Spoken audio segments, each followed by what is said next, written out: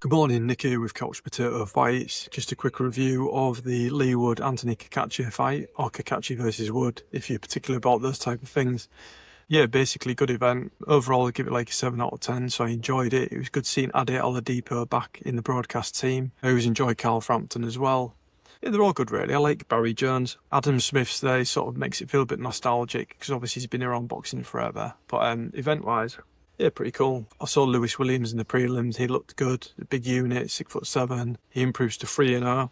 So that's another prospect for the UK, Lewis Williams. He moved really well for his size as well. He's in and out very well. And his footwork is really good. Cooper versus Congo was good. It was a fight of two halves. Cooper took the second half of the fight. Congo took the first half. I'd say Cooper started coming into it more, probably like the fifth round, maybe the fourth. And then he had a couple of big moments towards the end of the fight. Although the last round, Congo showed a lot of urgency and was wailing to the body. Good fight. So a really good way to start the card. You also had Kurt Walker, Liam Dangerous Davies. Kurt Walker had heard prior to the fight they didn't have much power, and that may become a problem moving on in his career, finishing people. Ultimately, Liam Dangerous Davies did what he needed to. He looked really good. He was mixing it up really well. And shout out to him, because his post-fight interview, he's on about his mental health and his struggle with depression and anxiety. And when professional athletes are open and honest about that, and you know the trials and tribulations they've been through, similar to Paddy Pimblett doing it, and Nathaniel Wood from the MMA, Eddie Hall did it recently. It's good to see it. Like, there's nothing wrong with being honest about it. It's not weakness. I just think it's really endearing quality about someone when they're willing to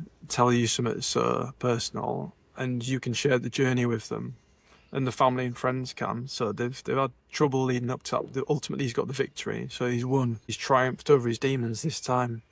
But he's got boxing to help him next time when they come back.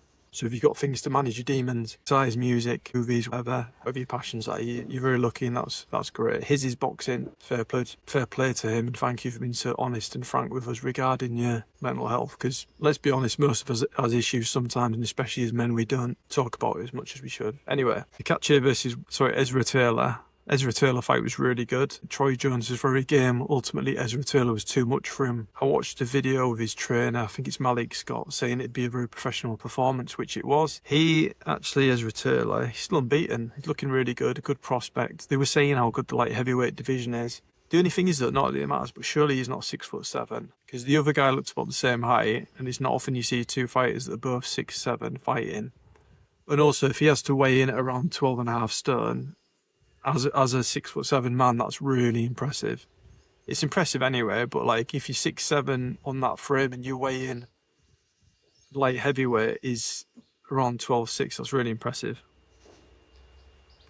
So anyway, what else? Cacace versus Wood. So we'll move on to the main event. So props to Ezra Taylor. He looked brilliant. Looking forward to seeing him next. And also his opponent looked good as well. So we'll see where he goes from there. Main event, Cacace versus Wood. There was initial feeling out process, as you'd expect, with them both being high-level athletes. They didn't want to go in there, as we sometimes want them to, because obviously we watch it for violence. Let's be honest, as Ade Oladipo correctly pointed out last week in one of his podcasts, we do watch it. It's violent, isn't it? We do watch it for the violence, for the knockouts, for the action. It wasn't that. They were feeling each other out. There was a lot of respect. Ultimately, Anthony Cacace beat Lee Wood. Lee Wood had a 19-month layoff, and it was, I think, the 9th round. It was a huge uppercut from Cacace. Fantastic uppercut. Caught him flush by the looks of it. He stunned him. He fell back, and from that point, you did think, is he going to recover from this? As you can imagine, Cacace swarmed on him. Ultimately, the towel was thrown in by, I think, Ben Davidson in his corner, which is probably the best decision. Cacace gets a very impressive win. He was slightly faster. He looked just maybe one step ahead. Ultimately, as he got further on into the rounds, he was getting more off. And in the 9th round, the definitive punch was that, I'm sure it was like a right uppercut. Really stunned him. Then he swarmed him, finished him. The towel came in. So the cornerman saved the fighter, which, no problem with that. It was a good stoppage. Post-fight, Cacace said there was a bit of negativity, so I think he was glad to put on a performance like that and shut a few people up.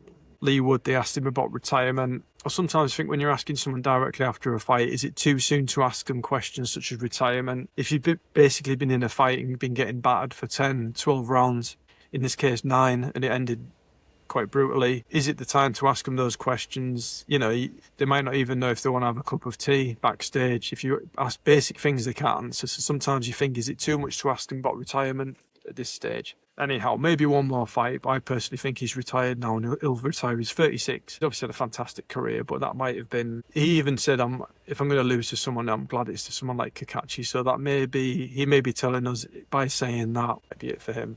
Anyway, thanks for watching. It's a quick fire review. Next week, we've got Darren Till versus Darren Stewart in Misfits. I'm not going to lie, I'll dip in and watch the Misfits cards now and then. You know what you're getting, you know the levels. Obviously, if I had Misfits level on Usyk Dubois 2 undercard, I'd be annoyed.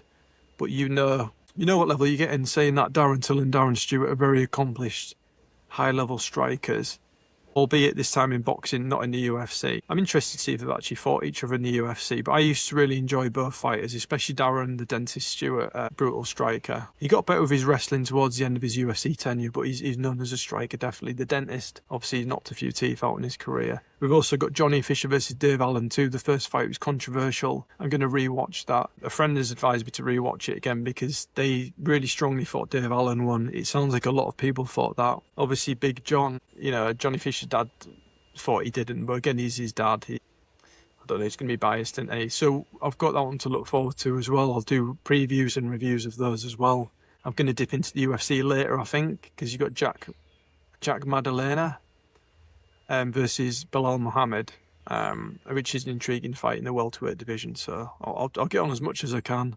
Also, thanks to Yemi Babatunde from Chatting Boxing with Yemi Babatunde for the subscription. If you ever want to have a chat, my friend, about anything, do something on one of our channels, that'd be really cool. I'm going to get into that as I go along. Obviously, I've just been doing this for like 3-4 weeks now, but I'd like to get people on, do interviews, just let it naturally develop. I'm getting used to it all, the editing, the things you need to do when you're uploading stuff to YouTube and Spotify. It's been a while since I used to do it with my Clear Fitness personal training channel, so I'm getting into it again. Anyway, before I go off on a tangent and start waffling even more bollocks, if that's possible, enjoy the rest of your day. I'm going to enjoy the rest of mine. It's nice weather. I think Fred's over there somewhere. Yeah, he's in the sun again. I really appreciate you watching the Couch Potato Fights. Look out for other videos. Like and subscribe, comment.